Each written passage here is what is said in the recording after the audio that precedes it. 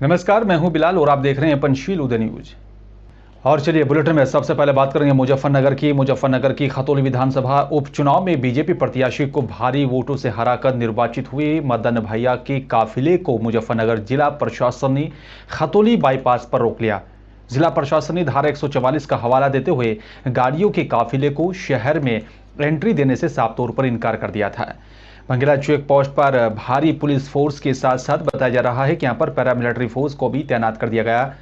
मदन भैया गाड़ियों के बड़े काफिले के साथ मुजफ्फरनगर रालोद दफ्तर पर पहुंचकर अपने स्वागत कार्यक्रम में शामिल होने के लिए आ रहे थे। मदन भैया के यहां पर समर्थकों और साथ ही पुलिस के बीच तीखी नोकझोंक भी हुई है, लेकिन पुलिस के सामने किसी के यहां पर एक नहीं चली और पुलिस ने यहां पर मदन भैया को वापस लौटा दिया। देखिए, ये लोकतंत्र में पहली बार हो रहा है, जिस व्यक्ति को बाहरी कह रहे थे उसे खतौली के बाहर ही रोका जा रहा है। ये पहली बार हो रहा है। ये लोकतंत्र की हत्या हो रहा है। जो निर्वाचित जनप्रतिनिधि, जिसको जनता ने अपार प्यार और समर्थन देकर चुनाव जिताया, उसे लॉ एंड ऑर्डर खराब होने के नाम पर रोका जा रहा है। इससे ज्यादा क्या मतलब जो गलत होगा? क्या वजह क्या बताई जा रही? वजह कह रहे लॉ एंड ऑर्डर खराब होगा। पहली बार निर्वाचित जनप्रतिनिधि से लॉ एंड ऑर्डर खराब हो रहा है। हमें पता है जिला प्रशासन एक स्थानीय जनप्रतिनिधि के इशारे पर काम कर रहा है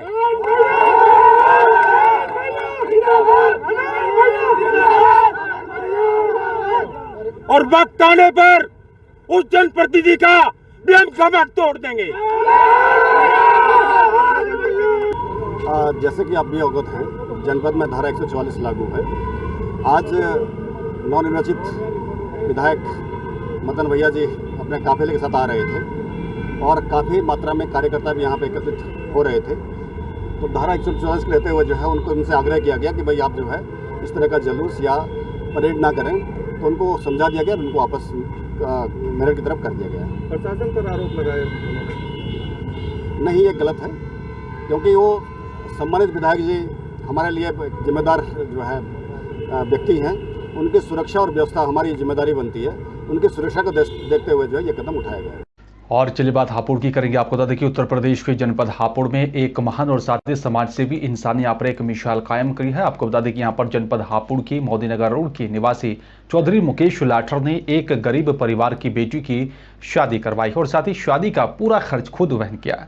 हापुड़ में जो है खुशी की बात यह है कि लड़की के यहाँ पर जो है जाति भी उनकी जाति से भी अलग है। चौधरी मुकेश लाठर ने बिना कोई जात बिरादरी मालूम किए बिना इतना बड़ा ये कदम उठाया है। चौधरी मुकेश लाठर ने यहाँ पर जनता को ये भी संदेश दिया है कि सभी को यहाँ पर ऐसे काम करने चाहिए। चौधरी मुकेश लाठर ने यहाँ पर मीडिया से बातचीत करते हुए बताया कि यहाँ पर मुझे खुशी मिलती है और किसी गरीब के यहाँ पर जब वो खुद शादी करवाते हैं।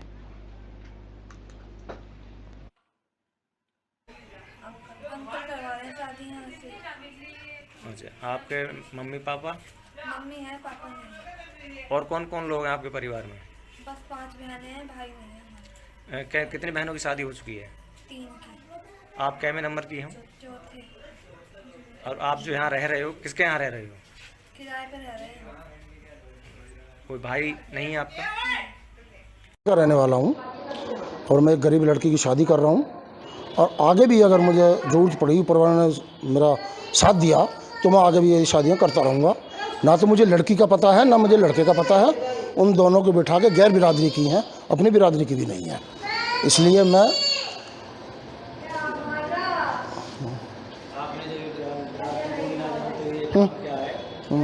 आप क्या संदेश देना चाहोगे जनता को ये है कि जैसे मैं कर रहा हूँ जनता भी ऐसी करे। उत्तर प्रदेश की जनपद हापुड़ में नगर पालिका परिषद की सीट आरक्षित होने पर समाजवादी पार्टी के भावी उम्मीदवार जहीर सलमानी ने उप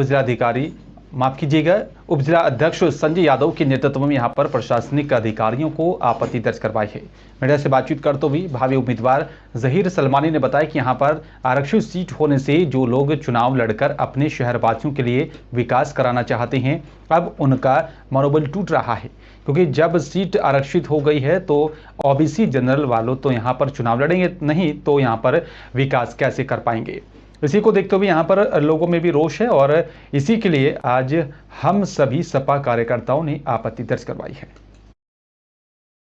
हम इसलिए आए हैं कि ये जनपद हापुड़ में लगभग 40 साल से जो नगर पालिका अध्यक्ष की सीट है वो आरक्षित है और 2017 में 40 साल बाद एक बार ये जनरल हुई है और अब पता नहीं अधिकारियों की क्या कमी रही है, इन्होंने सर्वे करा है नहीं करा है, इन्होंने फिर उसे आरक्षित कर दिया गया है।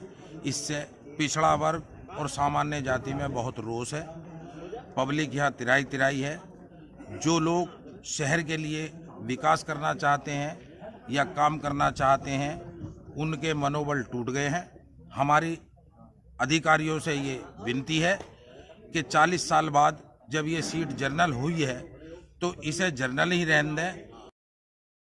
और चलिए बात आज हम गढ़ की करेंगे। आपको देखिए यहाँ पर जो है आजमगढ़ की बर्द थाना क्षेत्र के अंतर्गत 29 नवंबर को गोली मारकर चैन छीनने की यहाँ पर घटना की वांछित अपराधी 25,000 के इनामिया अपराधी दीपक राजभर पुत्र अरविंद राजभर निवासी गांव इरनी थाना बर्द की यहाँ पर पुलिस टीम के साथ मुठभेड़ हुई है।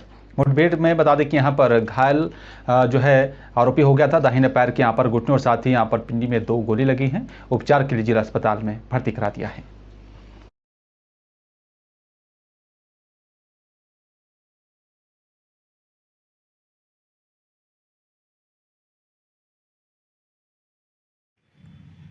उनतीस नवंबर को दोपहर 1 बजे लगभग थाना बरदा क्षेत्र अंतर्गत एक व्यक्ति को गोली मार के अंगूठी और चेन छीन ली गई थी, जिसके संबंध में थाना बरदा पर एफआईआर नंबर 383/22 धारा 394 आईपीसी पंजीकृत किया गया था।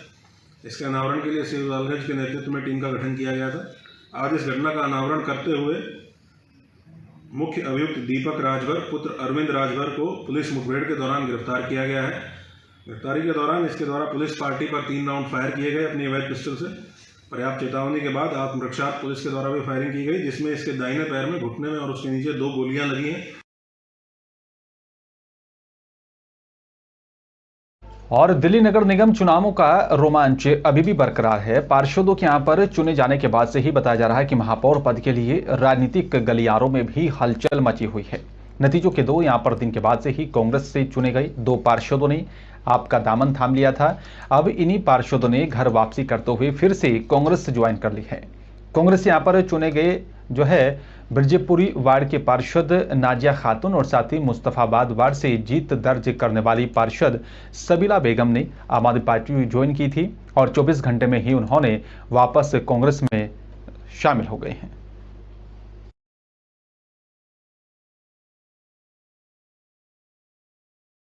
और चलिए बात अब करेंगे पेट्रोल डीजल के दामों को लेकर। अंतर्राष्ट्रीय बाजार में कच्चे तेल की कीमत में दबाव देखा जा रहा है और ये यहां पर फिसल कर अब $80 के भी नीचे चला गया है।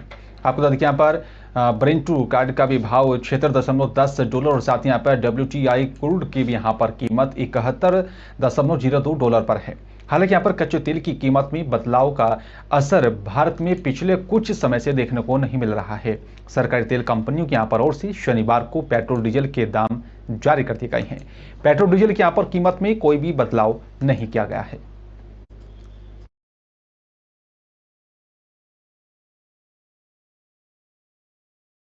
दिल्ली पुलिस की अपराध शाखा को एक बड़ी कामयाबी मिली है। दिल्ली एनसीआर और साथ ही उत्तर प्रदेश में गांजा सप्लाई करने वाले गिरोह के 4 तस्करों को गिरफ्तार किया गया।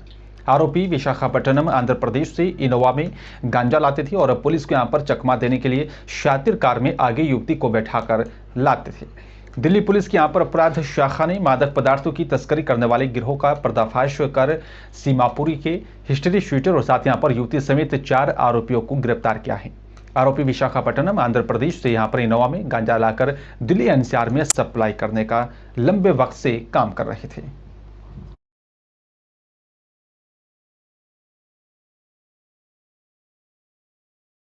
चमोली जिले के मुख्यालय गोपेश्वर में आज चलिए बात कर लेते हैं, जहां पर जो है मीट मार्केट के पास चल रहे अवैध गो सदन में भी यहां पर कई गायों की ठंड या फिर अन्य कारणों से मरने का मामला सामने आ रहा है।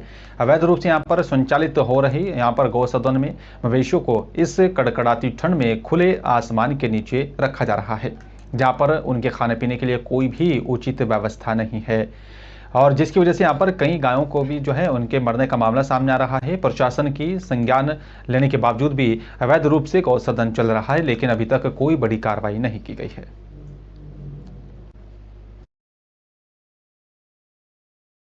जो मवेशियों के लिए बात आई है, आपने अभी देखा होगा अभी न्यूज़ चैनलों में भी, और हमारे जो नगर क्षेत्र में अवैध जो गौ सदन के नाम से जो गौ सदन चल रहा है, सारी मवेशियां देखो गांव-गांव से आकर के मवेशियां वहां पर वो जो महिला है गौ सदन के नाम पे मवेशियों को लेकर आ रही है। तो हमारे नगर क्षेत्र के जानवर है वो तो आए दिन पूरे नगर क्षेत्र में घूम रही है।